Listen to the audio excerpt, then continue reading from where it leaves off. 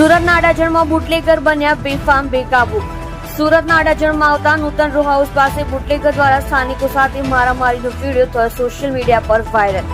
સ્થાનિકો દ્વારા વિરોધ કરતા બની ઘટના। વિકાસ રોહિત પોપટ નામના બુટલેગર દ્વારા હુમલો।